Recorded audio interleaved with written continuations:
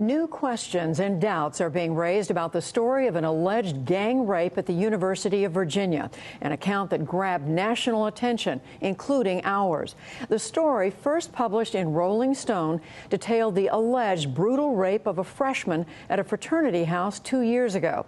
The victim said she was assaulted by 7 men over 3 hours, while 2 others watched, including her reported date. After questions emerged, Rolling Stone's managing editor published a note today about discrepancies in the victim's story. He wrote, quote, "We have come to the conclusion that our trust in her was misplaced." The fraternity, Phi Kappa Psi, disputed parts of her story and said there was no social event at the house on the night in question. Well, we invited Rolling Stone and the reporter, whom we interviewed before about this, to appear tonight. We also invited the University of Virginia. All declined. But reporter Taylor Reese Shapiro broke part of this story for the Washington Post. He joins me from a university studio in Charlottesville, and we welcome you to the program. Taylor Reese Shapiro, this is a horrific story as it was first reported. What parts of the alleged victim's account have now been called into question? What has been called into question are the dates. First of all, the date that she said that it had occurred. She said that it occurred on September 28, 2012, which would have been pretty early on into her freshman year on campus. The fraternity today released a statement saying that, in fact, they had not hosted any parties that entire weekend, which would immediately call into question the timing of what she had said the allegations had occurred.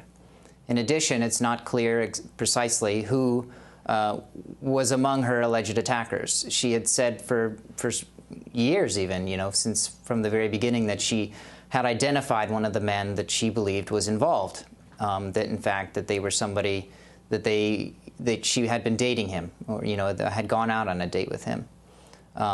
When pressed, and she finally gave up a name to her friends about who it was, some digging into his background, initially raised some, questions about her account because things didn't line up. It appeared that the person involved was, in fact, never a member of Phi Kappa Psi, and other details about his background didn't match other previously released information that she had given people. Well, now, you talked to her several times, you wrote in your story.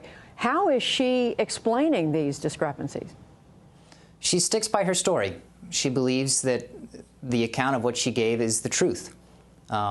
I gave her multiple opportunities in interviews to tell me the real events as they had actually occurred that night. It's impossible to tell, from what we know now, what really did happen. It appears pretty clear that she faced some sort of trauma. I can't say for sure. But other details as they emerge are calling into question other parts of her story. Now, you also talked with her friends, other people who knew her at the time this happened, and what are they saying? Her friends are devastated. I think a lot of people are about everything. It's hard to know what to believe.